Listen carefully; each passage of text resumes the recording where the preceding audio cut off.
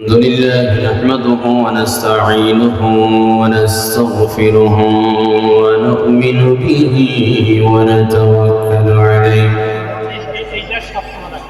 ونعوذ بالله من شرور أنفسنا ومن سيئات أعمالنا من يهده الله فلا مضل له ومن يضلله فلا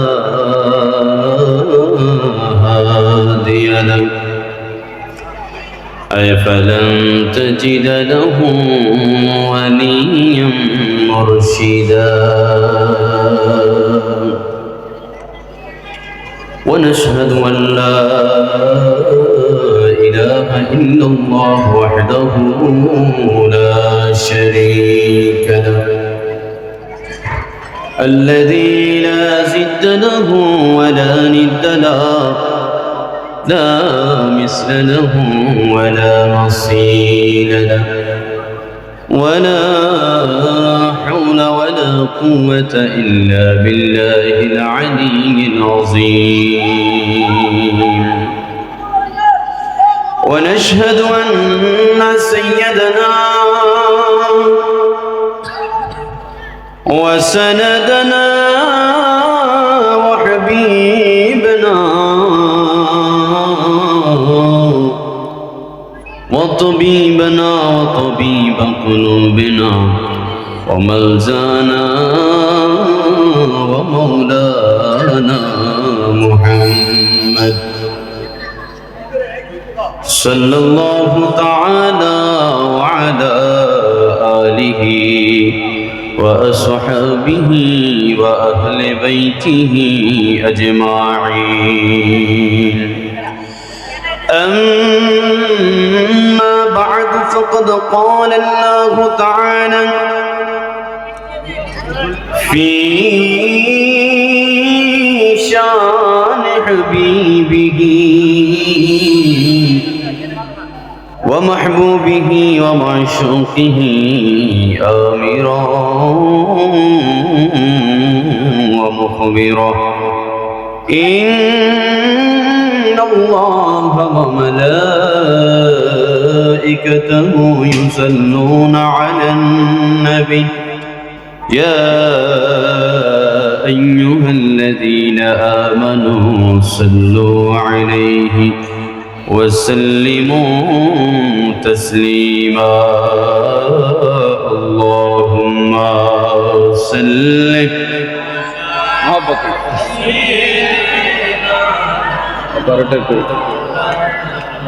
محمد وعلى آل سيدنا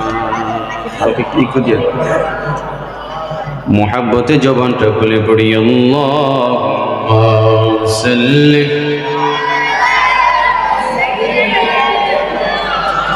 مولانا محمد وعلى آل سيدنا إن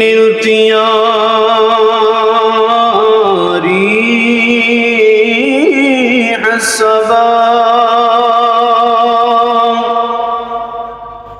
يا من إلى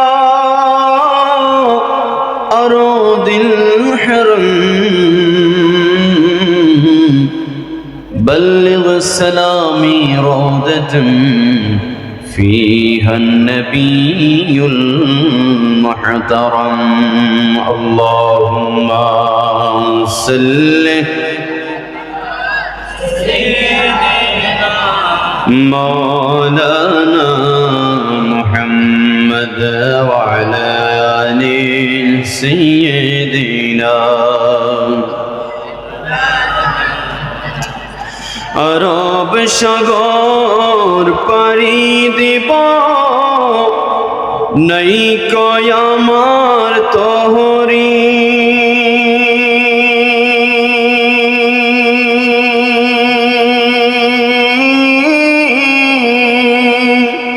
পাখি নয় যে ওড়ে যাব ডানা জান্নাতে ভর করি।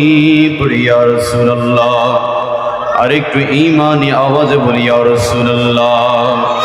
আমার আশায় আছে সম্ভাবনা, আশায় আছে সম্ভাবনা, করি কি উপায়,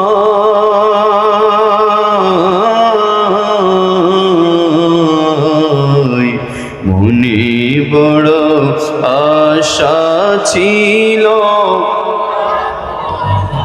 দিনাই, মনে বড় আশা ছিল। আরে সালাম আমি করব গিয়ে, সালাম আমি মাশাআল্লাহ নবীর রওজায়, মনে বড় যাব মদিনায়। আল্লাহুম্মা সাল্লি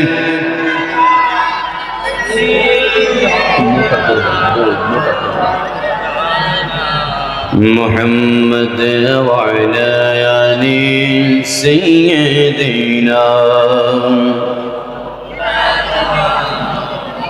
আমার বন্ধুরা, আমার বাবারা, আপনাদের কি কষ্ট হচ্ছে? যারা আমার কথা শুনে থাকেন, বুঝে থাকলে বলেন দুরূদ শরীফ পড়লে লাভ না ক্ষতি? মুহাব্বতে বলতে হবে লাভ না ক্ষতি? কেমন লাভ, কম না বেশি? আপনারা দেখছেন সামিয়ানা, এটা যে জান্নাতের বাগান, কোনো সন্দেহ আছে নাকি?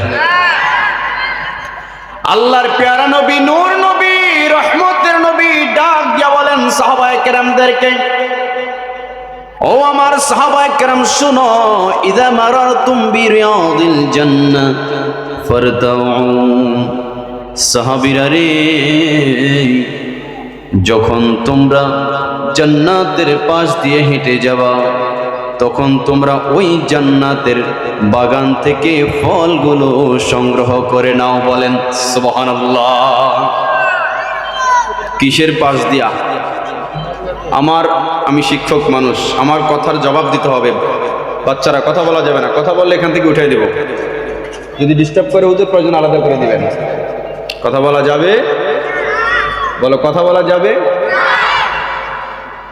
আল্লাহ নবী বলছেন, যখন জান্নাতের বাগানের পাশ দিয়ে হেঁটে যাবা, ফারতাউ, তোমরা সেই বাগান থেকে ফল সংগ্রহ করো।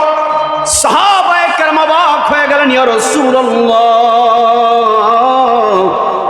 দুনিয়ার জমিনে জান্নাতের বাগান কোত্থেকে আসলো গো নবী? জান্নাতে যাওয়ার জন্য আমরা কত ইবাদত করি, জান্নাতে যাওয়ার জন্য কত কষ্ট করি, জান্নাতে যাওয়ার জন্য শীতের রজনীতে, গভীর রজনীতে উঠে ঠান্ডা পানি দিয়ে ওযু বানায়া সালাতুত তাহাজ্জুদ আদায় করি। ইয়া রাসূলুল্লাহ, দুনিয়ার জমিনে যদি জান্নাতের বাগান থাকতো, দুনিয়ার জমিনে যদি জান্নাত কিনা যাইতো, মানুষ জীবনের সকল ধন সম্পদ বিক্রি কইরা হইল আগে জান্নাতের টিকিটটা কিনে ফেলতো। কথা বলেন ঠিক কিনা? টাকা গেলে যাক, আগে জান্নাতের টিকিটটা কনফার্ম করে এইবার যা ইচ্ছা তা করি। নবীজি আপনার কাছে জানতে চাই, ওয়ামা রিয়াদুল জান্নাহ, দুনিয়ার জমিনে জান্নাতের বাগান কোথায়? আল্লাহর প্যারা হাবিব রহমাতুল লিল আলামিন সাহাবীদেরকে জবাব দিলেন, সাহাবীরা শুনো শুনো, শুধু যে ইন্তেকালের পরে জান্নাত পাইবা তা নয়, দুনিয়ার জমিনেও জান্নাত পাওয়া যায়। ইয়া রাসূলুল্লাহ, ওয়ামা রিয়াদুল জান্নাহ, দুনিয়ার জমিনে জান্নাতের বাগান কোথায়? আল্লাহ নবী জবাব দিলেন, ও আমার সাহাবায়ে কেরাম শুনো, দুনিয়ার জমিনেও জান্নাতের বাগান আছে। বলে কোথায়? বলে হিলাকিল যিকির, যেখানে জিকির হয়, যেখানে নবীর দুরূদ হয়, যেখানে আমার আল্লাহর স্মরণ হয়, জিকির আজকার হয়, তোমাদের কাছে সেইটা দুর্গারামপুর, বাঞ্ছারামপুর, কুমিল্লা হতে পারে, ব্রাহ্মণবাড়িয়া হতে পারে, তোমাদের কাছে সেটা মাদ্রাসার বালুর মাঠ হতে পারে, কিন্তু আমার আল্লাহর কাছে সেইটা সাধারণ কোনো প্যান্ডেল নয়, আমার আল্লাহর কাছে সাধারণ কোনো জায়গা নয়, আমার আল্লাহর কাছে ওই জায়গাটা জান্নাতের বাগান হইয়া যায়। বলে আমার আল্লাহর কাছে সেই জায়গাটা জান্নাতের বাগান হয়ে যায়। এইবার সাহাবায়ে কেরাম প্রশ্ন করলেন, ইয়া রাসূলুল্লাহ, বুঝলাম সেই জায়গাটা জান্নাতের বাগান, নবীজি আপনার কাছে জানতে চাই, ওয়ামার রাতে, সেই জান্নাতের বাগানের ফল কি? দুনিয়ার আমরা ইন্তেকাল করার পরে যখন জান্নাতে যাব, সেখানে তো অনেক দামি দামি ফল থাকবে। নবী বলেন, জান্নাতে যাওয়ার পরে এমন এমন ফল আল্লাহ দিবেন, একটা খেজুরের ছায়ার নিচে 70 জন মানুষ দাঁড়াতে পারবে। বলেন সুবহানাল্লাহ। কিন্তু দুনিয়ার জমিনে এই জান্নাতের বাগানের ফল কি? আমার নবী জানাই দিলেন, ও সাহাবায়ে কেরাম, দুনিয়ার জমিনে জান্নাতের বাগানের ফল হলো ওই যে আমার উম্মতরা জান্নাতের বাগানে বসবে, বসে বসে হুজুর যখন আল্লাহর কথা বলবে, রাসূলের কথা বলবে, কোরআনের কথা বলবে, হাদিসের কথা বলবে, কথাগুলা শুনে শুনে যখন তারা পড়বে সুবহানাল্লাহ ওয়ালহামদুলিল্লাহ লা ইলাহা, মাশাআল্লাহ, সবাই একসাথে সুবহানাল্লাহ ওয়াল লা ইলাহা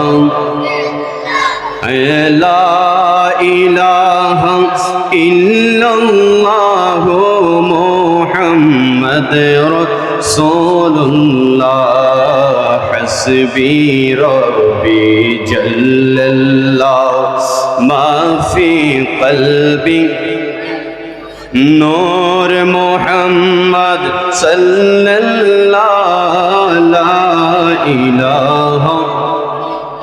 আমার নবী জানায় দিলেন, এই যে তারা জান্নাতের বাগানে বসে সুবহানাল্লাহ, আলহামদুলিল্লাহ, লা ইলাহা ইল্লাল্লাহু আল্লাহু আকবার পড়বে, আমার আল্লাহর কাছে এগুলোই জান্নাতের ফল, জান্নাতের নিয়ামত হিসেবে পরিগণিত হবে। একটা জবানও বন্ধ রাখবেন না, বুঝে থাকলে সবাই একসাথে আওয়াজ দিয়ে বলা যাবে কি সুবহানাল্লাহ, ঈমানি আওয়াজে বলি সুবহানাল্লাহ। এবার যাদেরকে আল্লাহ জবান দিয়েছে, যাদেরকে আল্লাহ জবান দিয়েছে, কথা বলার সামর্থ্য দিয়েছে, তারা ডান হাত তুলে বলি আল্লাহু আকবার। আরো একটু ঈমানে আওয়াজে বলি আল্লাহু আকবার। এবার দু হাত তুলে জবানের সবটুকু আওয়াজ দিয়ে বলি ইয়া রাসূলুল্লাহ। আরো একটু ঈমানে আওয়াজ বলি ইয়া রাসূলুল্লাহ। নারে তাকবীর, নারে রিসালাত, আহলে সুন্নাত ওয়াল জামাত, উলামায়ে আহলে সুন্নাহ। আপনি বলেন খুশি না বেজার? দুনিয়ার জমিনও জান্নাতের বাগান আছে না নাই? আরো একটা বাগান আছে, সুবহানাল্লাহ বলেন। একটা বাগানের কথা বলছি, আরো একটা বাগান আছে, সেটা আমার নবী বলেছেন, মা বাইনা বাইতি ও মিম্বারি রাউদাতুম মির রিয়াদিল জান্নাহ। সুবহানাল্লাহ বলেন না?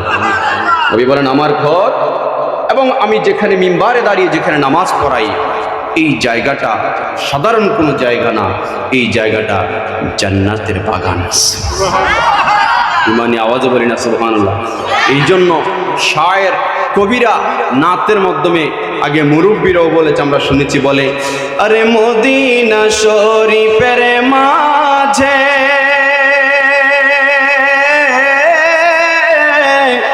জান্নাতের ওই বাগান আছে, ও কথা বলেন ঠিক কিনা? আরে মদিনা শরীফের মাঝে জান্নাতের ওই বাগান আছে, ও যেই বাগানে শুইয়া আছেন, যে বাগানে শুইয়া আছেন দিনের নবী মুস্তাফা। তোমরা যদি বাবা, আমরা জান্নাতের বাগানে যাইতে চাই কি চাই না? আমরা জান্নাতে যাইতে চাই কি চাই না?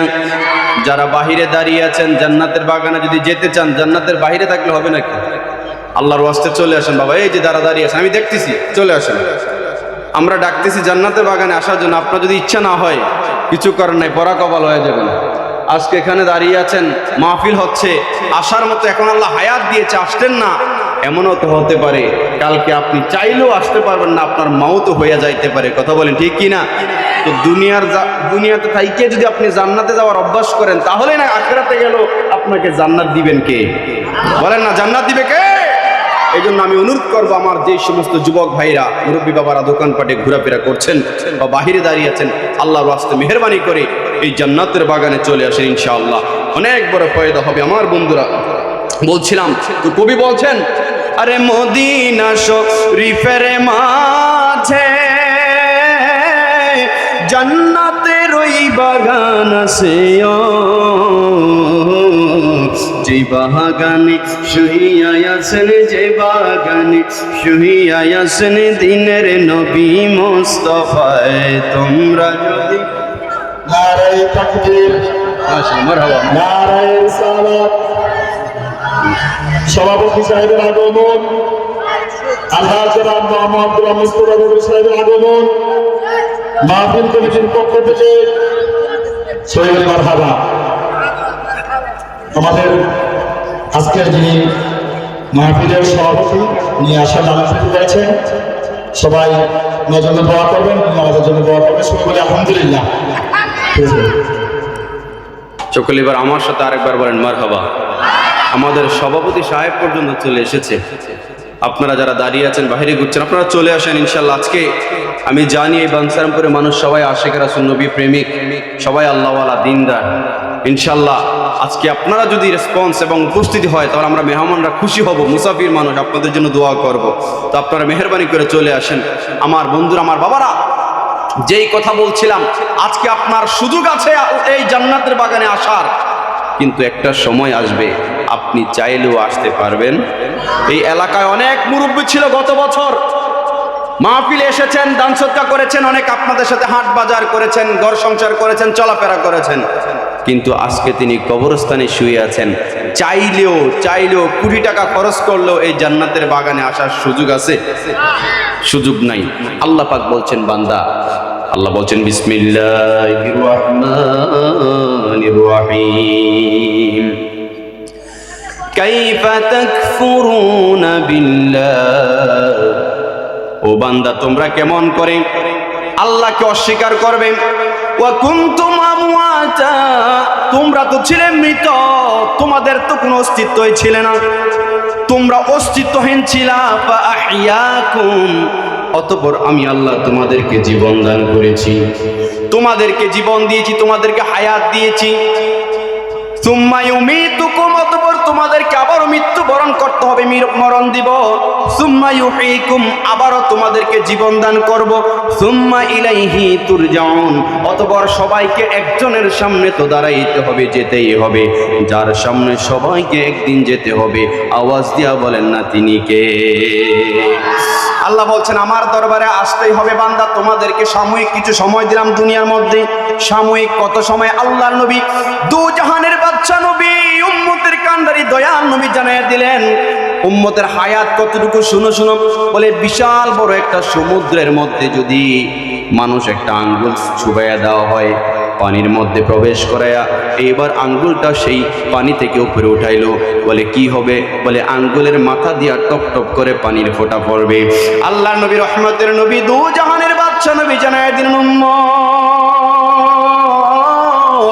ঠিক দুনিয়ার জিন্দেগিটা আখিরাতের জিন্দেগির তুলনায় এতটাই কম। বিশাল বড় মহাসমুদ্রের তুলনায় এক ফোঁটা পানি যেমন তুচ্ছ, আখিরাতের তুলনায় দুনিয়াটা ঠিক তেমনই তুচ্ছ। বলেন আল্লাহু আকবার। বলে দুনিয়াটা সামান্য কিছু সময়ের জন্য, গড় হায়াত কত? আমার নবী জানাইয়া দিলেন, আমারু উম্মতি মা বাইনা 60 ইলা 70, আমার উম্মতরা করে মাত্র 60 থেকে 70 বছর হায়াত পাবে, এর মধ্যেই তারা দুনিয়া থেকে অধিকাংশ বিদায় নিয়ে চলে যাবে। কিন্তু আমার আল্লাহ জানাইয়া দিলেন, ও আমার গোলামেরা, শোনো, এই যে 60-70 বছর দুনিয়াতে থাকবা, তোমাকে এমনিতেই তো আমি পাঠাই নাই, একটা তো উদ্দেশ্য নিয়ে পাঠিয়েছি। ওমা খালাকুল জিন্না ওয়াল ইনসা ইল্লা লিয়াবুদুন, আমার ইবাদতের জন্য তোমাকে প্রেরণ করেছি, কিন্তু আমি তোমাদের আরো একটা জিনিস চাইবো। আল্লাহ বলছে আল্লাযী খালাকাল মাউতা ওয়াল হায়াতা লিয়াবলুয়াকুম আইয়ুকুম আহসানু আমালা, তোমাদের মধ্যে উত্তম আমল নেক আমল কে করে এটা পরীক্ষা করার জন্য আমি আল্লাহ তোমাদেরকে সাময়িকভাবে দুনিয়াতে প্রেরণ করেছি। বলেন সুবহানাল্লাহ। এখন দুনিয়াতে পাঠানোর পরে তোমাকে মৃত্যু নির্ধারণ করেছি, হায়াত নির্ধারণ করেছি। বুঝবেন, এই দুনিয়ার জমিনে তুমি কেমন করে চলবা, তোমার জীবনটা কেমন হবে, তোমার সাংসারিক জীবন কেমন হবে, তোমার রাষ্ট্রীয় জীবন কেমন হবে, তোমার পারিবারিক জীবন কেমন হবে, তোমার গোটা জিন্দেগি কেমন হবে, এইটার জন্য আমি আল্লাহ নির্দিষ্ট একটা সিলেবাস দিয়েছি। বলেন সুবহানাল্লাহ। আল্লাহ বলছেন আমি একটা সিলেবাস দিয়েছি, এই সিলেবাস দেখে দেখে তোমরা জীবন গঠন করবা। ও হুজুর, সেই সিলেবাসটা কি? আল্লাহকে যদি প্রশ্ন করি, আল্লাহ সেই সিলেবাসটা কি? আমার আল্লাহ জানায় দিবেন, সেই সিলেবাসের নাম হচ্ছে কোরআন। সুবহানাল্লাহ। বলেন, বুঝে থাকলে বলেন সিলেবাসের নাম কি? আওয়াজ দিয়ে বলেন সিলেবাসের নাম কি? ও আল্লাহ, সিলেবাস তো পাইলাম, এখন প্র্যাকটিক্যাল কিভাবে জানবো? কোরআন কিভাবে অনুসরণ করব, দিন কিভাবে মানব, সংসার কিভাবে করব, রাষ্ট্র কিভাবে গঠন করব, সমাজ কিভাবে পরিচালনা করব, আমার জীবনটা কেমন হবে, আল্লাহ আপনার কাছে জানতে চাই। আমার আল্লাহ জানায় দিলেন, গোলাম, যদিও তোমাকে আমি সিলেবাস হিসেবে কোরআন দিয়েছি, তার প্র্যাকটিক্যাল দিয়েছি। আল্লাহ বলছেন ইন্নাকা লাআলা খুলুকিন আযীম, আমার রাসূলুল্লাহর আদর্শ দিয়েছি। আল্লাহ বলছেন কানা লাকুম ফি রাসূলিল্লাহি উসওয়াতুন হাসানা, তোমাদের জন্য উত্তম আদর্শ দিয়েছি যিনি, আমার রাসূলকে দিয়েছি। কেমন তোমার জিন্দেগি গঠন করবে, আমার রাসূলের জীবন থেকে, জিন্দেগি থেকে শিখে নাও। বলেন সুবহানাল্লাহ।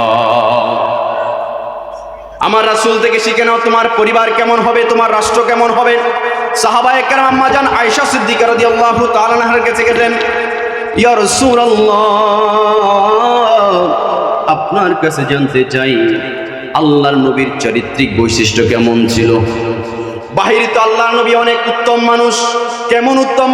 আল্লাহর নবী, রহমতের নবী, দু জাহানের বাদশা নবী, একদিন রাস্তা ধরে হাঁটছেন, এমন সময় দেখলেন একজন বৃদ্ধ নারী একটা গাঁটটি নিয়ে একবার কাঁদে নেয়, আবার পড়ে যায়, আবার কাঁদে নেয়, আবার পড়ে যায়।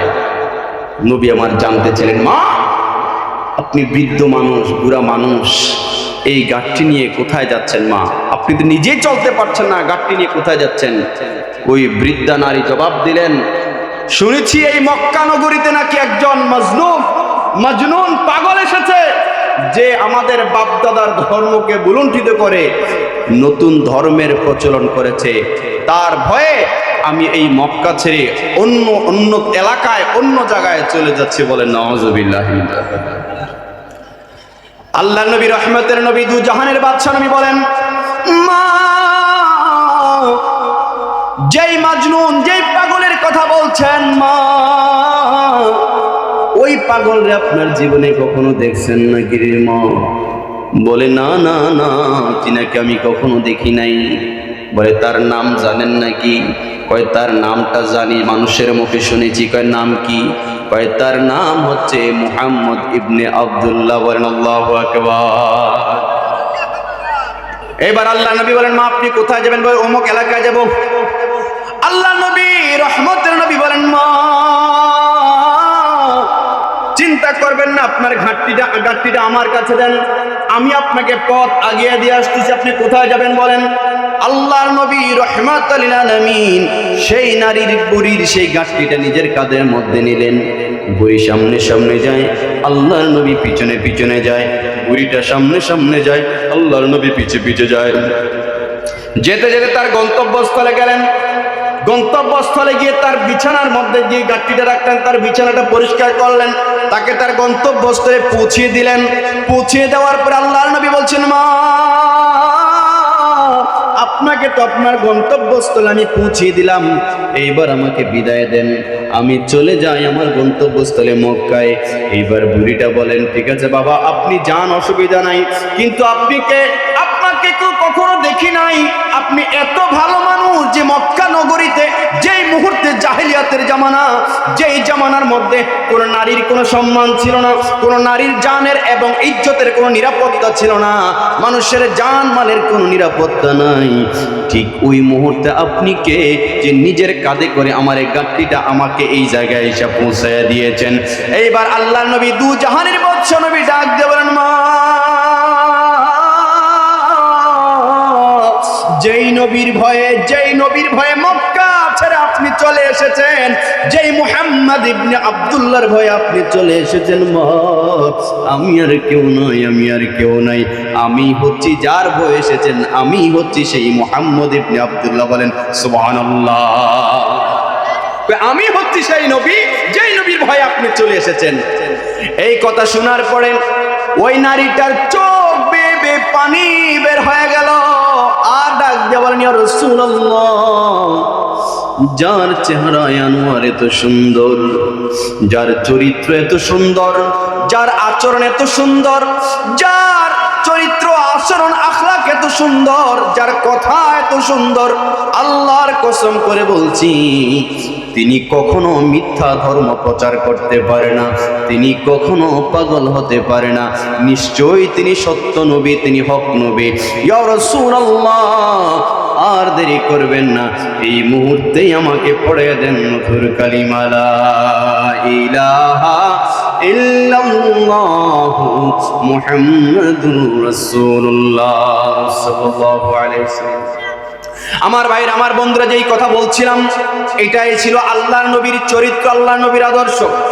আল্লাহর নবী মক্কাবাসীরা যখন আল্লাহর নবীকে বিভিন্নভাবে অত্যাচার শুরু করেন, আমার নবী চলে গেলেন সেই তায়েফের ময়দানে। তায়েফের ময়দানে যাওয়ার পরে হযরতে যায়েদ রাদিয়াল্লাহু তাআলা আনহুর সাথে ছিলেন, নবীকে অত্যাচার করছিলেন, আঘাত করছিলেন, নবী বেহুশ হয়ে গেলেন, আবার আঘাত করলেন, আবার বেহুশ হয়ে গেলেন। কিতাবের মধ্যে আসছে আল্লাহর নবীর মাথা মোবারক থেকে রক্ত পড়ে পড়ে নবীর জুতা পর্যন্ত আটা লেগে গেছে। নবীকে এত আঘাত করেছে, আমার নবী তিনবার অজ্ঞান হয়ে পড়ে যান। আমার আল্লাহ সহ্য করতে পারে না, আমার আল্লাহ হযরতে জিবরাইলকে পাঠিয়ে দিলেন, জিবরাইল, যেই নবীর সৃষ্টি না করলে আমি আল্লাহ কিছু বানাইতাম না, যেই নবীর শরীরে জিন্দেগিতে কখনো একটা মশা মাছি পর্যন্ত বসার সাহস করে না, যেই নবীর সূর্যের আলোতে যেই নবীর ছায়া ফেলতে পারে না, যেই নবীর শানে উচ্চ কণ্ঠে কথা বললে আল্লাহ সহ্য করতে পারে না, জিবরাইল, আমার নবীর কষ্ট দেয়, আমার নবীর আঘাত করেছে, আমি আর সহ্য করতে পারি না, যা যা আমার নবীর একটু বলতে বল, এই গোটা তায়েফবাসীকে আমি এই মুহূর্তে ধ্বংস করে দিব। আমার নবীর দরবারে জিবরাইল এসে গেলেন, ইয়া রাসূলুল্লাহ, আমার আল্লাহর সহ্য করতে পারে না, ইয়া রাসূলুল্লাহ আপনি বলেন, আপনি শুধু একটু বলেন, আমি এই গোটা তায়েফবাসীকে উল্টে দিব। সুবহানাল্লাহ বলেন না, বলেন গোটা তায়েফবাসীরে উল্টে দেওয়ার ক্ষমতা আমার আল্লাহর আছে না নাই? এই কথা বলেন না, আছে না নাই? আপনারা দেখেন না বাংলাদেশে ভূমিকম্প, হায় হায়, সামান্য একটা বিল্ডিং যদি ভাঙ্গার কথা বলি, আমাদের মিস্ত্রিরা 1 সপ্তাহ 2 সপ্তাহ 1 মাস লেগে যায়, কত কষ্ট করে একটা বিল্ডিং ভাঙতে পারে না। কিন্তু আমার আল্লাহ বলেন, ও আমার গোলামেরা, তোমরা 1 বছর 2 বছর 5 বছর পর্যন্ত লেগে যায় একটা বিল্ডিং করতে, কিন্তু ইন্নামা আমরুহু ইযা আরাদা শাইআন আন ইয়াকুলা লাহু কুন ফায়াকুন। কিন্তু আমি আল্লাহর ক্ষমতা দেখো না, আমি আল্লাহ কুন বলতে দেরি ফায়াকুন হইতে দেরি হয় না, আমি আল্লাহর একটা ইশারায় গোটা পৃথিবীকে ধ্বংস করে দিবেন কে? বলেন না, ধ্বংস করে দিবেন কে? আল্লাহ বলেন, ইযা জুলজিলাতিল আরদু জিলজালাহা, যখন দুনিয়াটা কম্পন করবে। এটা কেন কম্পন করবে, দুনিয়াটা কেন ভূমিকম্প হবে? আল্লাহ কয়, এগুলো তোমাদের নিজেদের কামাই করা। দুনিয়াতে যখন অন্যায় অপরাধ গুনাহ যখন বেড়ে যায়, তখন এই ভূমিকম্প, এই আইলা, এই বড় বড় ধরনের ঘূর্ণিঝড়, এগুলো আল্লাহ বলছেন তোমাদের নিজের কামাই। কারণ আমরা তো উপর দিয়ে অনেক বড় মুসল্লি আল্লাহওয়ালা, ভিতরে আমি কি অপরাধ করছি আমার আল্লাহ জানে কি জানে না? এই কথা বলেন, জানে কি না? জানে না। এই জন্য বলছেন, পৃথিবী না জানো আমি তো জানি, আমি কি পাপ করে করেছি হায় পৃথিবী না জানো আমি তো জানি আমি কি পাপ করেছি হ্যাঁ আমার পাপের করলে বিচার বাঁচার উপায় নাই দয়াময় প্রভু মাফ করো আমায় মাফ করো আমায় কথা বলেন ঠিক কিনা পৃথিবীর কেউ না জানে না আমার গুনার কথা আমার গোপন গুনার কথা কিন্তু আমার আল্লাহ বলেন বান্দা তোমার দুই পাশে তো আমি দুইটা ফেরেশতা নিয়োগ করে দিয়েছি আল্লাহ বলছেন কি রামান কাতিবিনা ইয়ালামুনা মা তাফআলুন তুমি যা কিছু করছো গোপনে করছো প্রকাশ্যে করছো তোমার স্ত্রী জানে না তোমার মা জানে না তোমার পরিবার তোমার বন্ধু বান্ধব কেউ যদিও না জানে একজন তো জানে আওয়াজ দিয়া বলেন তিনি কে আমার আল্লাহ বলছেন এগুলো তোমাদের কামাই করা আমার আল্লাহ চাইলে এক সেকেন্ডে গোটা পৃথিবী ধ্বংস করে দিতে পারেন জিবরাইল ডাক দিয়ে বলেন ইয়া রাসূলুল্লাহ আপনি একটু ইশারা দেন এই গোটা তায়েফবাসীকে আমি ধ্বংস করে দেই আমার নবী জবাব দিলেন জিবরাইল এই মুহূর্তে যদি আমি তায়েফবাসীর জন্য বদদোয়া দেই এই তায়েফবাসীকে যদি আমি ধ্বংস করে দেই আল্লাহর কোরআনের বাণী আমি কার কাছে পৌঁছাবো জিবরাইল যদি আমি আমার উম্মতদেরকে ধ্বংস করে দেই আমার আল্লাহর ইবাদত করার মতো তো কোনো বান্দা থাকবে না বরং আমার নবী দুইটা হাত এইভাবে বাড়াইয়া দিলেন আমার নবী দোয়া করছেন আল্লাহুম্মা হাদি কওমি اللهم اهدي قومي فإنهم لا يعلمون আয় আল্লাহ আমার এই কওমের লোকেরা আমার এই বংশের লোকেরা আমার এই জাতিরা বুঝে নাই আজকে আমারে চিনে নাই আল্লাহ মেহেরবানি করে তাদেরকে ক্ষমা করে দেন আল্লাহ তাদেরকে হেদায়েত দান করে দেন আল্লাহ তারা আজকে চিনে নাই কালকে হয়তো বা চিনবে আমার আল্লাহ তাদেরকে এত হেদায়েত দান করেছেন যারা হাজী সাহেব যারা মক্কায় গিয়েছেন তায়েফে গিয়েছেন জানেন যে তায়েফের একটাও এখন বেঈমান নাই সবগুলাকে আমার আল্লাহ ঈমান নসিব করেছেন সবাইকে আল্লাহ হেদায়েত দান করেছেন বলেন সুবহানাল্লাহ তাহলে দেখেন আল্লাহর নবীর চরিত্র কখনো আঘাত করে হয় না আল্লাহর নবীর আদর্শ কখনো বুম মেরে হয় নাই আল্লাহর নবীর আদর্শ কখনো রকেটে হয় নাই আল্লাহর নবীর ইসলাম দ্বীন প্রচার কখনো মানুষের উপর জুলুম করে হয় নাই বরং আল্লাহর নবীর দ্বীন কায়েম হয়েছে চরিত্রের মাধ্যমে আদর্শের মাধ্যমে বলেন সুবহানাল্লাহ এই জন্য আমার আল্লাহ বলছেন হাবিব আমি তিনটা বিষয়ের জন্য আমি আযীম শব্দটা ব্যবহার করেছি ও আল্লাহ সেই তিনটা জিনিস কি আমার আল্লাহ বলেন এক নম্বরে আমি আযীম শব্দটা ব্যবহার করেছি আরশে আযীম সুবহানাল্লাহ বলেন আরেকটি ঈমান আওয়াজে বলেন বলে এক নম্বরে আযীম শব্দটা ব্যবহার করেছে আরশের ক্ষেত্রে দুই নম্বরে আযীম শব্দটা ব্যবহার করেছে কোরআনের ব্যাপারে তিন নম্বরে আযীম শব্দটা ব্যবহার করেছে আপনার চরিত্রের ব্যাপারে আপনি তো মহান চরিত্রের অধিকারী ইয়া রাসূলুল্লাহ শুধু তাই নয় আমি আল্লাহ আপনাকে যা কিছু দিয়েছি সব কিছুকে আমি আল্লাহ শ্রেষ্ঠ দান করেছি শ্রেষ্ঠ বানায় দিয়েছি বলেন সুবহানাল্লাহ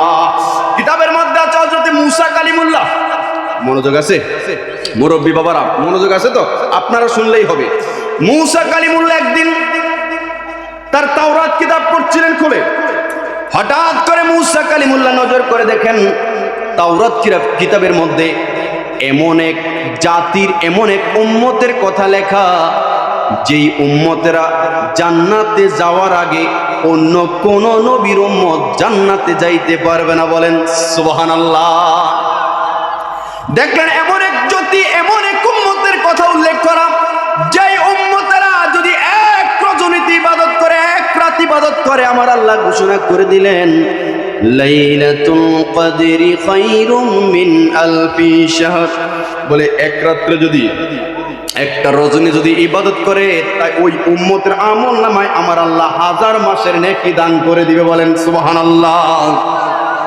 মূসা কালিমুল্লাহ আল্লাহকে বলেন আল্লাহ আল্লাহ গো আপনার কাছে দরখাস্ত। বলে কি দরখাস্ত? কয় আল্লাহ এই উম্মত গুলা যে এত দাম, আল্লাহ আপনার কাছে দরখাস্ত এই দামি উম্মত গুলারে আমি মুসারে দিয়া দেন। সুবহানাল্লাহ বলবেন না বাবা, সুবহানাল্লাহ বলবেন না? আল্লাহ কয় না না মুসা, এই উম্মত গুলা স্পেশাল, এই উম্মত গুলা তোমার দেওয়া যাবে না। আল্লাহর পয়গম্বর মুসা ডাক দিয়ে বলল, আল্লাহ তাহলে আপনি এই উম্মত গুলা কার জন্য রেখেছেন? কার জন্য উম্মত গুলা রেখেছেন? আমার আল্লাহ জানায় দিলেন, মুসা রে এই উম্মত গুলা স্পেশাল ওই উম্মত, এই উম্মত গুলা অন্য কোন নবীর হবে না, এই উম্মত গুলা আমার প্যারা নবীর প্যারা উম্মত। বলেন সুবহানাল্লাহ। মুসা নবী ডাক দিবেন, আল্লাহ যদি ওই নবীর উম্মত গুলা আমার না দেন, আমার 2 নাম্বার দরখাস্ত। কই কি দরখাস্ত? কই আল্লাহ যদি ওই উম্মত গুলা না দেন, আমি মুসার নবুয়ত কাইটা দেন, আমি মুসারে ওই নবীর উম্মত বানায়া নে। আল্লাহ কয় মুসা তোমার এই দরখাস্ত কবুল হইল না। কিতাবের মধ্যে আসছে পরবর্তীতে হযরত ঈসা রূহুল্লাহ আল্লাহকে বলেন, আল্লাহ ও দয়াল আল্লাহ মায়ার আল্লাহ, আল্লাহ গো উম্মত চাই না, আপনার কাছে একটাই দরখাস্ত, আমার নবুয়তের দরকার নাই। কয় কি দরখাস্ত কও? কয় আল্লাহ যেই নবীর উম্মতের এত দাম, যেই নবীর উম্মতের এত পাওয়ার, আল্লাহ আমি ওই নবীর ওই উম্মত চাই না, আমি ঈসা চাই। ওই নবীর উম্মতের খাতায় আমি ঈসার নামটা একটু লিখে দেন। বলেন সুবহানাল্লাহ। তোমার উম্মত হতে চেয়েছিল সকলে নবী, তোমার প্রেমে ঝুঁকে পড়ে সৃষ্টির ছবি। সুবহানাল্লাহ বলেন না? সৃষ্টির ছবি তোমার উম্মত হতে চেয়েছিল সকলে নবী,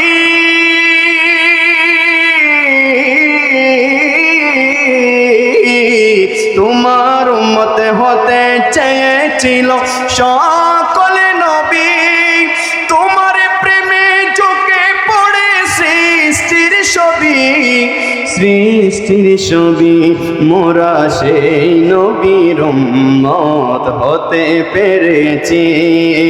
যাহার দিকে সবে নবীরা, যাহার দিকে সবে নবীরা রইবেন তাকিয়ে, আমি ধন্য গো রাসূল তোমাকে, আমি আরো বেশি ধন্য তোমার উম্মত হয়ে, আমি ধন্য গো রাসূল তোমা।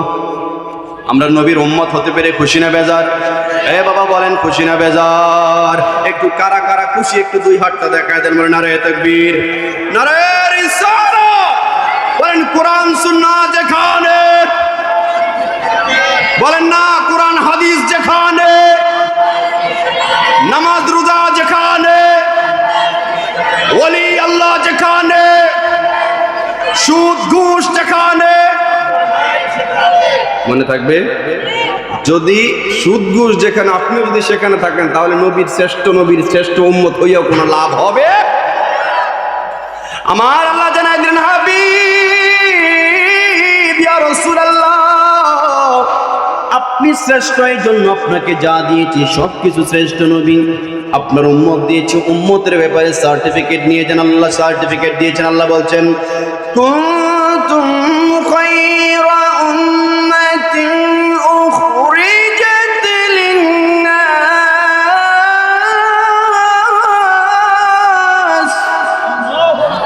আমার আল্লাহ জানাই দেন, ও আমার উম্মতরা, শোনো, আমার বান্দারা শোনো, তোমরাই শ্রেষ্ঠ জাতি, তোমরাই শ্রেষ্ঠ। ও আল্লাহ আমাদেরকে কেন শ্রেষ্ঠ বললেন? আদম নবীর উম্মত ছিল, আল্লাহ শ্রেষ্ঠ বলে নাই। ইব্রাহিম নবীর উম্মত ছিল, শ্রেষ্ঠত্বের সার্টিফিকেট দেয় নাই। মুসা নবীর উম্মত ছিল, শ্রেষ্ঠত্বের সার্টিফিকেট দেয় নাই। আল্লাহ শুধুমাত্র আমাদেরকে শ্রেষ্ঠত্বের সার্টিফিকেট দিয়েছেন। আল্লাহ এই শ্রেষ্ঠত্বের সার্টিফিকেট কেন? আমার আল্লাহ কয়, তোদের কোনো দাম নাই, দাম ছিল না, এই জন্য তোমরা শ্রেষ্ঠ। আমার নবী শ্রেষ্ঠ, এই জন্য আমার নবীরে যা কিছু দিয়েছি সব কিছুকে আমি আল্লাহ শ্রেষ্ঠ বানায়া দিয়েছি। আমার আল্লাহ বলেন, আমার নবী শ্রেষ্ঠ, এই জন্য আমার নবীর উম্মত শ্রেষ্ঠ। আমার নবী শ্রেষ্ঠ, এই জন্য আমার নবীজিকে যে যে কিতাব দিয়েছি কিতাব শ্রেষ্ঠ, আমার নবী শ্রেষ্ঠ, এই জন্য আমার নবীকে যে চরিত্র দিয়েছি ওই চরিত্রটাকে আমি আল্লাহ আজিম করে দিয়েছি। বলেন সুবহানাল্লাহ। সাহাবায়ে কেরাম আম্মা জান আয়েশা সিদ্দিকা রাদিয়াল্লাহু তাআলা আনহার কাছে গেলেন, ও মা, আল্লাহর নবীর চরিত্র সম্পর্কে জানতে চাই। সুবহানাল্লাহ বলেন না, আওয়াজ দিয়ে বলেন না সুবহানাল্লাহ। আম্মা জান আয়েশা সিদ্দিকা এইভাবে সাহাবীদের দিকে তাকালেন, তাকায় বলছেন, আলা তাকরামুনাল কুরআন, ও নবীর সাহাবায়ে কেরাম, তোমরা কি আল্লাহর কোরআন পাঠ করো নাই, কোরআন পড়ো নাই? এবার সাহাবায়ে কেরাম বলছেন, ও মা, কোরআন তো পড়েছি, কোরআন সকালে পড়ি, বিকালে পড়ি, রাতে পড়ি, সর্বক্ষণিক তো কোরআন পড়ি। এবার আম্মা জান বলছেন, আমার নবীর চরিত্রের সার্টিফিকেট আমি দেওয়ার কেউ না, আমার নবীর আখলাক হচ্ছে খুলুকুল কোরআন, আমার নবীর চরিত্র হচ্ছে আল্লাহর গোটা কোরআন। বলেন সুবহানাল্লাহ। আমার বন্ধুরা, আমার বাবারা, আল্লাহর নবীর চরিত্র হচ্ছে কোরআন। তোমার জীবন কেমন হবে? আম্মা জান আয়েশা সিদ্দিকাকে প্রশ্ন করলেন, ও মা, নবী সাংসারিক জীবনে কেমন ছিল, সংসার কিভাবে গঠন করেছে?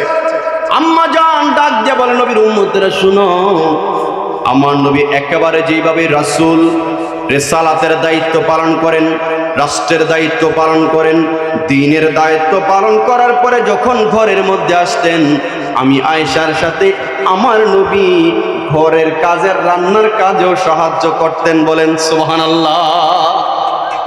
বলে আমার সাথে রান্নার কাজে সাহায্য করতেন। বলে আর কেমন? বলে আমার নবী নিজের জামা নিজেই সেলাই করতেন, আমার নবী নিজের জুতা নিজে সেলাই করতেন। শুধু কি তাই, আপনার সাথে পার্সোনাল রিলেশন রাসূলুল্লাহর কেমন ছিল, পার্সোনাল সম্পর্ক কেমন ছিল? শুনো শুনো, আমার নবীর সাথে আমার সম্পর্ক ছিল, আমি যে গ্লাস দিয়ে, যেই পেয়ালা দিয়ে পানি খাইতাম, পানি খেয়ে পেয়ালাটা রাখার পরে আমার নবী ওই পেয়ালাটা নিয়ে ঠিক আমি যেদিক দিয়ে ঠোঁট লাগিয়ে পানি পান করেছি, আমার নবী সেই জায়গাতে ঠোঁট লাগিয়ে পানি পান করতেন।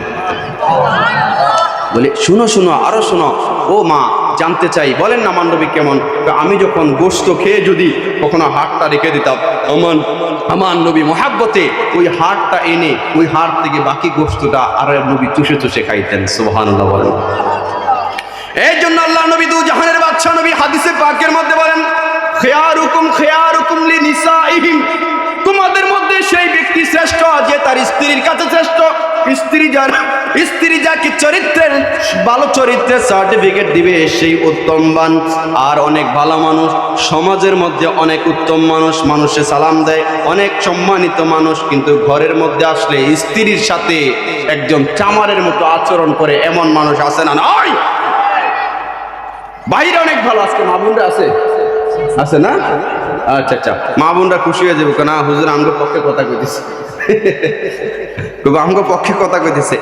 মা বোনেরা খুশি হইলে চলবে না, এটাও মনে রাখতে হবে, একজন নারী কাল কিয়ামতের ময়দানে 4 জন পুরুষকে জাহান্নামে নিয়ে যাবে। এই বাবা বলেন কয়জন পুরুষকে? আওয়াজ দিয়ে বলেন কয়জন পুরুষকে? শুনতে রাজি আছি না নাই? আল্লাহ নবী বলেন, খিয়ারুকুম লিনিসাইহিম, তোমাদের মধ্যে সেই ব্যক্তি সর্বোত্তম যে তার স্ত্রীর কাছে উত্তম। এইবার আল্লাহ নবী হাদিসে পাকের মধ্যে বলেন, শুনেন, মূল ওয়াজে যাচ্ছি বাবা, এই মনোযোগ আছে মুরব্বীরা, এদিকে তাকান। ওয়াজ সারা রাত শুনতে হয় না, একটা হাদিসের আমলও যদি নিজের জীবনে বাস্তবায়ন করতে পারেন, নাজাতের জন্য যথেষ্ট হয়ে যাবে। ঠিক কিনা বাবা? আল্লাহ নবী বলেছেন, আদ-দায়ুসু লা ইয়াদখুলুল জান্নাহ, দায়ুস কখনো জান্নাতে প্রবেশ করবে। আওয়াজ দিয়ে বলেন, দায়ুস কখনো জান্নাতে প্রবেশ করবে। জোরে বলেন, দায়ুস কখনো জান্নাতে প্রবেশ করবে। ঘোষণা দিয়েছেন রহমাত আল্লিল, বলেন রহমাত আল্লিল। এবার আপনারা দেখি কেমন জ্ঞানী হুজুররা, কেমন ওয়াজ এত বছর ধরে শুনতেছেন। বলেন তো, দায়ুস এটা কি পুরুষ না মহিলা? বলেন, এটা কি দায়ুস, এটা কি পুরুষদেরকে বোঝানো হয়েছে না মহিলা? মহিলা। মহিলাদের পক্ষে কারা কারা আছেন হাতটা একটু তুলে দেখান। মহিলা, দায়ুস মানে মহিলা, এটা কে কে বলেন? নাকি হুজুর দায়ুস শব্দটি আজকে প্রথম শুনছে, এমন কিছু নেই।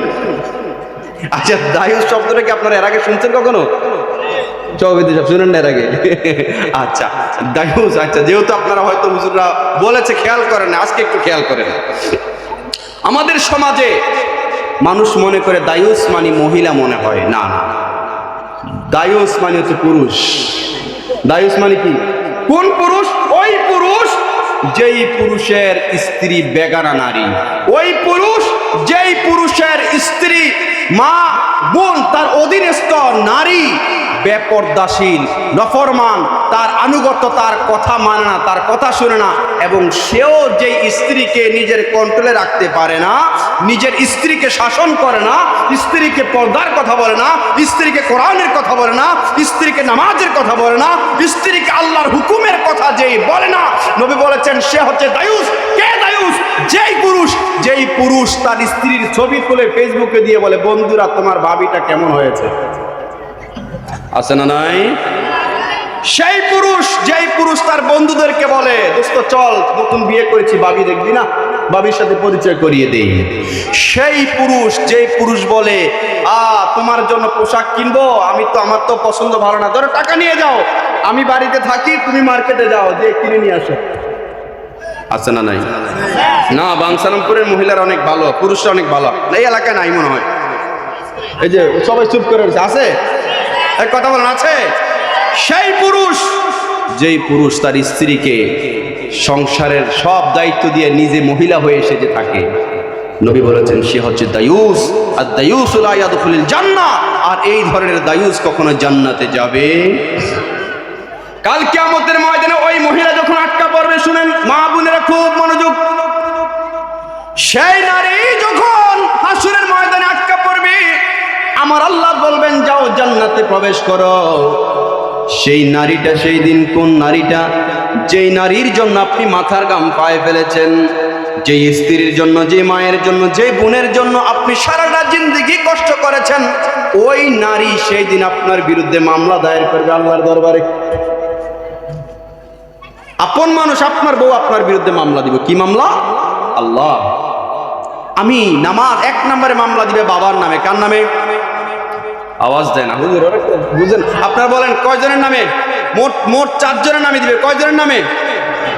1 নম্বরে বাবার নামে। কার নামে? জোরে বলেন, কার নামে? মুখস্থ করে যাবেন। 1 নম্বরে মামলা দিবে বাবার নামে। আবার বলেন, কার নামে? বাবার নামে মামলা দিবে। আল্লাহ, আমি আমার বাবার সংসারে ছিলাম, আয় পরওয়ারদিগার মাবুদ, আমার বাবা কখনো আমার নামাজের তালিম দেয় নাই, আমার বাবা কখনো আমার রোজার কথা বলে নাই, আমার বাবা কখনো আমাকে দ্বীনের জন্য তাকিদ দেয় নাই। আয় পরওয়ারদিগার মাবুদ, আমার আল্লাহ, আমার বাবা যদি আমার দ্বীনের শিক্ষা দিত, আমার বাবা যদি আমাকে পর্দার জন্য শাসন করত, আমার বাবা যদি আমাকে কোরআন শিখাইতো, আল্লাহ আজকের দিনে আমাকে জাহান্নামী হয়ে যাইতে হইতো না। অতএব আল্লাহ, আজকে আমি একলা কেন জাহান্নামে যাব? আমার ওই বাবারও ডাইকা নিয়ে আসেন, যেই বাবার কারণে আমি দ্বীন শিখলাম না, যেই বাবার কারণে আমি কোরআন শিখলাম না, যেই বাবার কারণে আমি পর্দা করি নাই, আজকে জাহান্নামে যাওয়ার সময় ওই বাবারেও নিয়ে যাইমু। বলেন নাউজুবিল্লাহ। আল্লাহ কয় ডাকো, তার বাবারে ডাকো। বাবারে ডাকা হবে। মনোযোগ আছে? কয় যাও এবার বাবারে নিয়ে জাহান্নামে যাও। নারীটা বলবে, আল্লাহ, আমার বাবা বুড়া মানুষ, বুঝে না, আগের দিনের মানুষ, দুনিয়ার এত খেয়াল খাপটা ছিল না, আমরা না হয়তো বেপর্দা চলছি। আল্লাহ, আমার বড় ভাই, আমার ভাই সংসারে ছিল, সে কখনো বোনকে, আমি ফেসবুকে কার সাথে কথা বলি, টিকটকে কি করি, আমার ভাই কখনো আমারে শাসন করে না। আছে না নাই? এই যে গত কয়েকদিন আগের কথা, 2টা মেয়ে আপনারা অনলাইনে দেখেছেন, 2টা মেয়ে টিকটক করছিল ছাদের উপরে। হায় হায়, দেখছেন না? টিকটক করছিল, পাশে হাই ভোল্টেজ কারেন্টের লাইন ছিল, কারেন্টের মধ্যে ওই মেয়ে 2টা লেগে পুরে আংরা হয়ে ব্রাস্ট হয়ে সেখানে জায়গার মধ্যে 2টা মেয়ে শেষ হয়ে গেছে। আরেক ছেলে দেখলাম টিকটক করছে রেল লাইনের মধ্যে, 2 কানের মধ্যে হেডফোন লাগায় গান শুনতে টিকটক করছে, পেছন দিক দিয়ে ট্রেন এসে তাকে শেষ করে দিয়েছে। এই জীবনের কোনো দাম আছে? এই বলেন না, জীবনের দাম আছে? ওই নারীটা ডাকতে বলেন, আল্লাহ, আয় পরওয়ারদিগার, আমার ভাই কখন আমার শাসন করে না, আমার ভাইকে ডাকেন। ভাইকে ডাকা হবে। প্রথমে ডাকেছে বাবাকে, তারপরে ভাইকে। ভাইকে ডেকে বলবেন, এইবার ভাই এবং বাবাকে নিয়ে জাহান্নামে যাব। বলবে, আল্লাহ, আমার ভাইয়ের সংসার, বাবার সংসার ছেড়ে দিয়ে যখন আমার বিয়ে হয়ে গেছে, বিয়ে হয়ে যাওয়ার পর আমি আমার স্বামীর সংসারে চলে গিয়েছিলাম। স্বামীর সংসারে যাওয়ার পরে আমার দায়িত্ব ছিল আমার স্বামীর উপরে। আমার স্বামী কখনো আমার নামাজের কথা বলে নাই, আমার স্বামী কখনো আমারে রোজার কথা বলে নাই, আমার স্বামী কখনো আমারে পর্দার কথা বলে নাই। আয় আল্লাহ, আমার স্বামী যদি আমারে দ্বীনের তালিম দিত, আমার স্বামী যদি আমারে কোরআন শিখানোর জন্য বলতো, আমার স্বামী যদি আমাকে পর্দার কথা বলতো, আয় আল্লাহ, বাপের সংসারে থাকতে কি করছি না না করছি, অন্তত স্বামীর সংসারে যাইয়া তওবা করে পাক্কা মুসলমান, পাক্কা ইমানদার হয়ে যাইতাম। আল্লাহ যেহেতু আমার স্বামীও আমার দ্বীনের তাকিদ দেয় নাই, আয় আল্লাহ, আজকে জাহান্নামে আমি একলা যাব না, আমার স্বামীর নিয়ে আসেন, স্বামীর সহ নিয়ে যাবো। বলেন নাউজুবিল্লাহ। এবার আপনাদের মনোযোগ আছে না নাই পরীক্ষা করবে। বলেন তো কয়জনের নামে মামলা দেওয়া হয়েছে? এতক্ষণ কয়জন ডাকছে? এক নম্বরে মাশাআল্লাহ, এক নম্বরে, দুই নম্বরে ভাই, তিন নম্বরে স্বামী। মাশাআল্লাহ, এই যে আমার ছাত্র ভাইরা শিখে ফেলছে। এইবার ভাইকে ডাকা হবে, যাও তিনজনকে নিয়ে জাহান্নামে যাও। বলবে আল্লাহ, আরো একজন আসামি বাকি আছে। বলবে সে আসামিটা কি? বলবে আল্লাহ, আমার স্বামী ব্যস্ত ছিল, চাকরি বাকরি নিয়ে, দুনিয়াদারি নিয়ে ব্যস্ত ছিল, সে ওইরকম খেয়াল করে নাই, কিন্তু ছেলেকে আলেম বানিয়েছি অথবা ছেলেকে শিক্ষিত বানিয়েছি, আমার বড় ছেলেটাকে মানুষ করেছি। আয় আল্লাহ, জীবনের শেষ সময়ে আমার ছেলে সংসারের হাল ধরেছে। আল্লাহ, আমার ছেলেটাও যদি কখনো আমার দ্বীনের কথা বলতো, আমার ছেলেটাও যদি আমাকে তওবার কথা বলতো, আমার ছেলেটাও যদি, বড় ছেলেটাও যদি আমাকে পর্দার কথা বলতো, হয়তো আমি জীবনের শেষ সময় এসো তওবা করে আমি একেবারে আল্লাহর দরবারে সহি হয়ে যাইতাম। আমার ছেলে কখনো আমার দ্বীনের কথা বলে নাই, আমাকে পর্দার কথা বলে নাই। আয় আল্লাহ, আমার বড় ছেলেটাকে এনে দেন, তাকে নিয়ে আজকে জাহান্নামে যাব। সেই দিন ছেলেকেও ডাকা হবে, এই চারজন পুরুষকে একজন নারী নিয়ে জাহান্নামে চলে যাবে। বলেন নাউজুবিল্লাহ। এই জন্য আমার নবী বলেন, কুল্লুকুম রাঈন ওয়া কুল্লুকুম মাসউলুন আন রাইয়াতিহি। আমার নবী বলেন, কুল্লুকুম রাঈন ওয়া কুল্লুকুম মাসউলুন আন রাইয়াতিহি। তোমরা প্রত্যেকের জায়গায় দায়িত্বশীল, আর প্রত্যেকের দায়িত্বের ব্যাপারে কাল কিয়ামতের ময়দানে আমার আল্লাহর দরবারে জবাব দিতে হবে। আমার নবী আরেক হাদিসে পাকের মধ্যে এই বিশ্বাস করেন, বলেন, মনোযোগ আছে? আপনারা লড়াচড়া করতেছেন, আমার দিকে তাকান। আমারে পছন্দ হয় না বাবা? হ্যাঁ, এই আমারে পছন্দ হয়? দেখছেন পছন্দ করে না, কি বক্তা আবার দিচ্ছেন না, পছন্দ হয় না। কেন? একটু শুনেন, বুঝার চেষ্টা করেন। আমি তাড়াহুড়া করছি কারণ আমার টাইম, আমার হায়াত শেষ হয়ে যাচ্ছে। মুহুয়াজের হায়াত শেষ হয়ে চলে আসবে, এই জন্য আমার টার্গেট অনুযায়ী আমার আলোচনাটা আমার ফিনিশিং দিতে হবে। আমার নবীর হাদিস শরীফ, এই একটা হাদিস শরীফ বলে আমি আপনাদেরকে আর কষ্ট দিব, আমি ছেড়ে দিব, আমার ঢাকায় যেতে হবে। আমার রাসূল বলেছেন, লা তাজুলু কদমা ইবনে আদম ইয়াউমাল কিয়ামা মিন ইনদি রাব্বিহি হাত্তা ইউসআলা আন খামসিন। নবী বলেন, কাল কিয়ামতের ময়দানে বনি আদম, প্রত্যেক বনি আদমকে 5টা প্রশ্ন করা হবে। এই 5টা প্রশ্নের জবাব দেওয়া ছাড়া এক কদম সামনে যাইতে পারবে, সামনে যাইতে পারবে। এবার ওয়াজ বুঝে থাকলে বলেন, হাশরের ময়দানে প্রত্যেক বনি আদম সন্তানকে কয়টা প্রশ্ন করবেন? আওয়াজ দিয়ে বলেন কয়টা? এবার বলেন তো কবরে প্রশ্ন করবে কয়টা? বলেন কবরে কয়টা? মনে আছে এই প্রশ্নগুলো? 1 নম্বর, মার রব্বুকা। 1 নম্বর প্রশ্ন কি? তোমার রব কে। 2 নম্বর প্রশ্ন, মা দীনুকা, তোমার দিন কি। 3 নম্বর প্রশ্ন কি? 3 নম্বর প্রশ্ন কি? এই হ্যাঁ পারেন না, এই প্রশ্ন কিন্তু ফাঁস করে দিয়েছি, মুরব্বীরা মুখস্থ করে নেন, তাহলে কবরে যায় আটকা পড়বেন। 3 নম্বর প্রশ্ন, মা কুনতা তাকুলু বিহাযার রাজুল, এই যে ব্যক্তি দাঁড়িয়ে আছেন, এই যে মহান ব্যক্তি দাঁড়িয়ে আছেন, তিনার সম্পর্কে দুনিয়ার জমিনে কি বলতে? মান হাযার রাজুল, যিনি দাঁড়িয়ে আছেন তিনি কে, তার পরিচয় কি, পরিচয়টা বলো। এই 3টা প্রশ্নের জবাব যদি দিতে পারেন, কবরটা হয়ে যাবে জান্নাতের বাগান। আর এই 3টা প্রশ্নের জবাব যদি না দিতে পারেন, কবরটা হয়ে যাবে জাহান্নামের টুকরা। কথা বলেন ঠিক কিনা?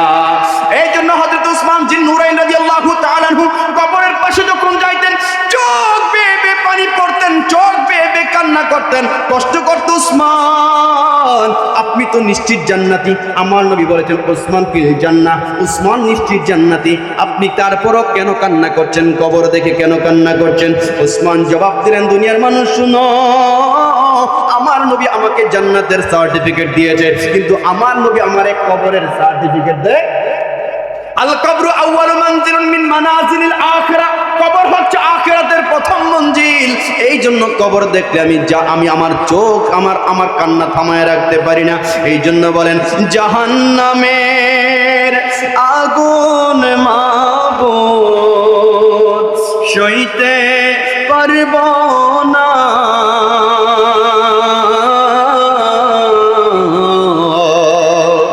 দুনিয়াতে নৌকাদাইয়া আখেরে কাঁদিও না।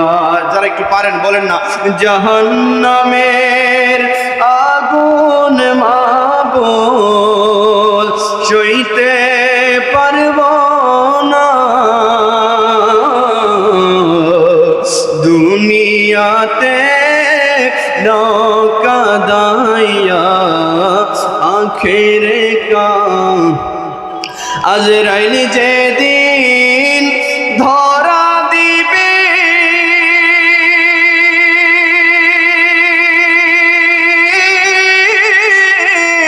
কোন ওজর না শুনিবে,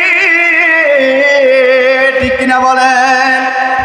আজরাইল আমি প্রধানমন্ত্রী, ও আজরাইল আমারে আগামী নির্বাচন পর্যন্ত সুযোগ দাও, দেবে? দেখেছেন না আমাদের সাবেক প্রধানমন্ত্রী পড়ে আছে, কোন ডাক্তার কত চেষ্টা করতেছে, প্রধানমন্ত্রী বলেন, প্রেসিডেন্ট বলেন, এমপি বলেন, মন্ত্রী বলেন, কেউ আজরাইলের হাত থেকে রক্ষা পাবে? আজরাইল যেদিন ধরা দিবে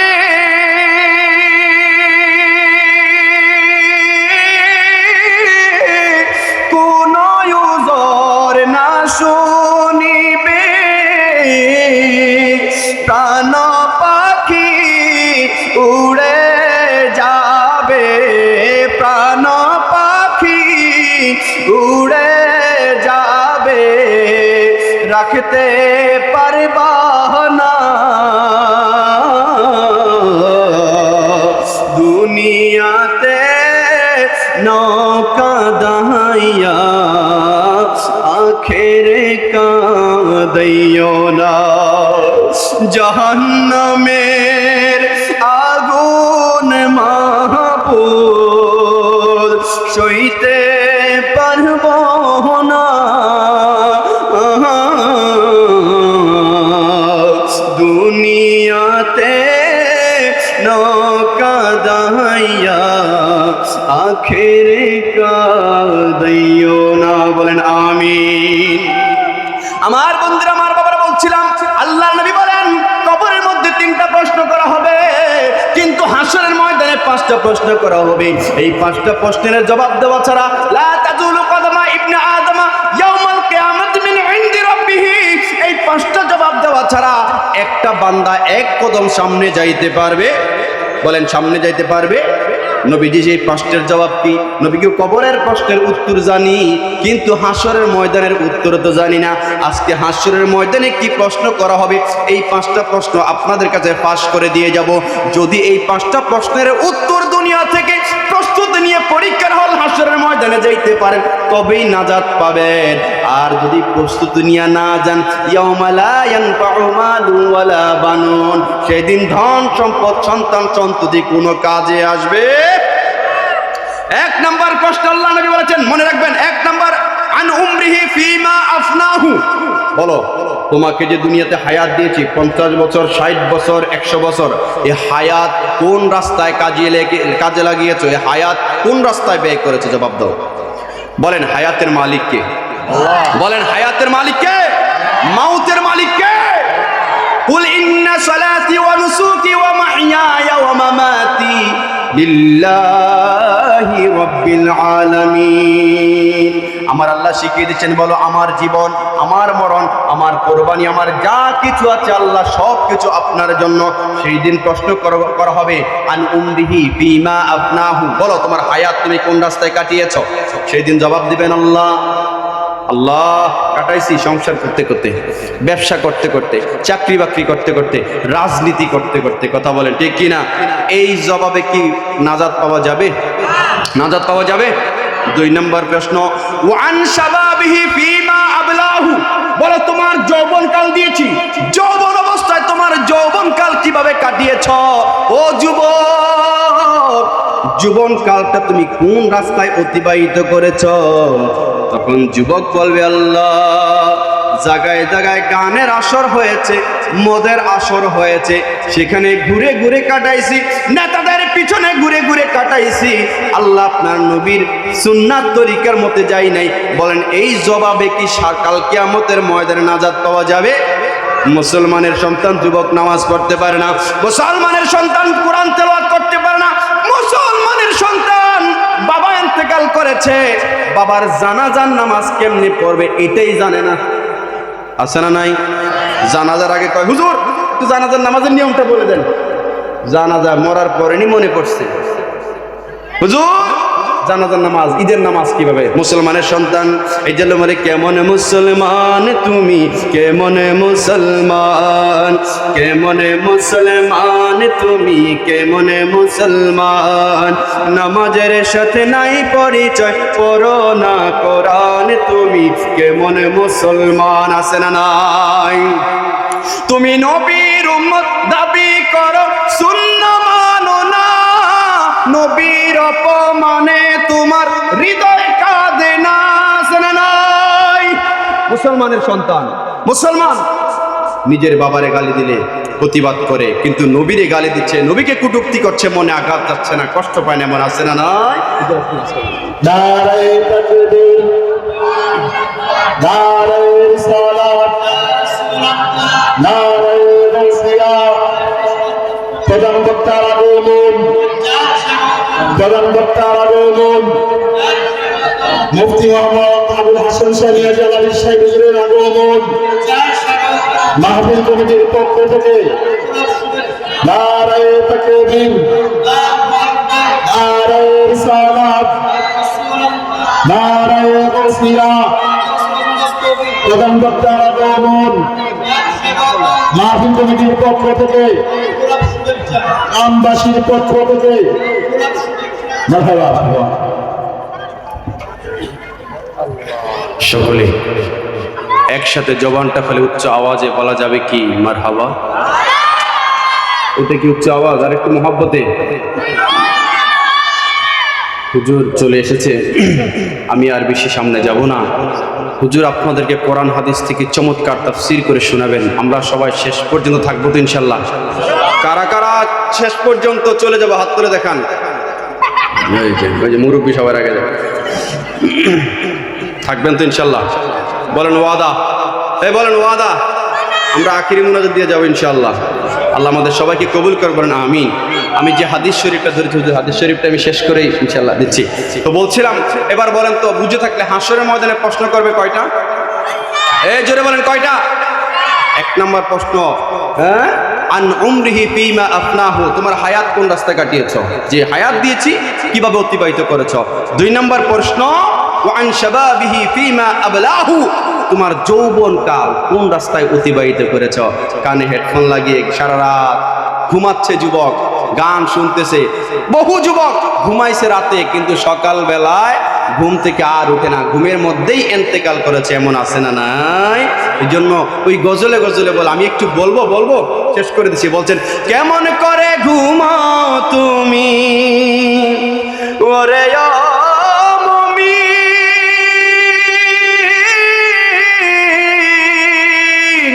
কেমন করে ঘুমাও তুমি ফজর করে কাজা, এমনও তো হতে পারে জোহরে জানাজা। কথা বলেন ঠিক কিনা?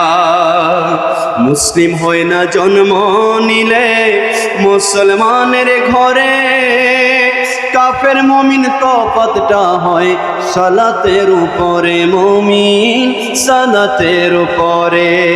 এই জীবনে সালাত যেন, এই জীবনে নামাজ যেন হয় না কবু কাজা, এমনও তো হতে পারে জোহরে জানাজা। ঠিক কিনা বলেন? যুবক মানুষ বাইক নিয়ে রওনা হয়েছে সকালবেলা, হঠাৎ করে খবর এসেছে অ্যাক্সিডেন্টে মারা গেছে, আছে না নাই? এই জন্য নবী বলেছেন সেই দিন প্রশ্ন করবে ওয়া আন শাবাবিহি ফীমা আবলাহু, তোমার যৌবন তুমি কিভাবে কাটিয়েছ। 3 নম্বর প্রশ্ন ওয়া মালিহি মিন আইনা ইকতাসাবাহু, বলো তোমাকে যে সম্পদ আমি দিয়েছি এই সম্পদ কোন রাস্তায় অর্জন করেছো? বলো, সম্পদ আয়ের উৎস কি? সুদের ব্যবসা করেছো, হ্যাঁ, ঘুষের ব্যবসা করেছ, ইয়াবার ব্যবসা করেছ। আছে আপনাদের কাছে এই দামি দামি ব্যবসায়ী এই এলাকায়, এই বিশিষ্ট ব্যবসায়ী আছে নাকি? ইয়াবার ব্যবসা, বাবার ব্যবসা, ইনকাম এই রাস্তায় করেছ, টাকা লাগিয়েছ, সুদের ব্যবসা করেছ, ইনকাম এই আল্লাহ জিজ্ঞাসা করবে অমিন আইনা অমিন মা মালিহি মিন আইনা ইকতাসাবু, মাল কোন রাস্তা থেকে আয় করেছ, কোন রাস্তায় ব্যয় করেছ। এবার সর্বশেষ প্রশ্ন করবে তুমি যেই যা কিছু জানো, যা কিছু অর্জন করেছ, এই জানা অনুযায়ী আমল কতটুকু করেছ। এই 5টা প্রশ্নের উত্তর দেওয়া ছাড়া নবী বলেন লা তাজুলু কদামা ইবনে আদম ইয়াউমাল কিয়ামা মিন ইনদি রাব্বিহি হাত্তা ইউসআলা আন খামসিন। এই 5টার জবাব যখন দিবে তখন সে নাজাত পাবে, এই 5টার জবাব না দিতে পারলে নাজাত পাবে না। তো আমরা তো ভালো করে কবরের 3টা প্রশ্নের জবাব মুখস্থ করে নিছি যে কবরে যায় বলার সাথে সাথে জবাব দিয়ে দিব। মুখস্থ করার কাজ না আমলের কাজ? কথা বলে না, মুখস্থ করার কাজ না আমলের কাজ? আপনি যদি আমল করেন মুখস্থ করতে হবে না, সেখানে আপনাকে প্রশ্ন করার আগেই আমার নবী বলবেন আরে প্রশ্ন করার দরকার আমার গোলাম, সুবহানাল্লাহ বলেন না। আর হাসরের ময়দানে আমার আল্লাহ তো বলেছে হকে মসনদে রিফাতে রাসূলুল্লাহ কি, সুবহানাল্লাহ বলেন না। আরে সেই হকে मसनद रिफात रसूलुल्लाह की देखनी है हशर में इज्जत रसूलुल्लाह की, सुभान बोलें। शेष हिंस बोले विदाय निচ্ছে বলেন तुझसे वरे जन्नत से क्या मतलब ऐ नजदी दूर हो, सुभान বলেন তোমরা জান্নাত জান্নাত করো, জান্নাতের টিকিট বিক্রি করো, এই বেটা জান্নাত কোথায়? বলে জান্নাত তো সৃষ্টি করেছে আমার আল্লাহ আমার নবীর জন্য, আর নবীর আশিক তো আমরা জান্নাতের পিছনে দৌড়াই না, নবীর প্রেমিক হয়ে যাও, জান্নাত তোমার জন্য দৌড়াবে।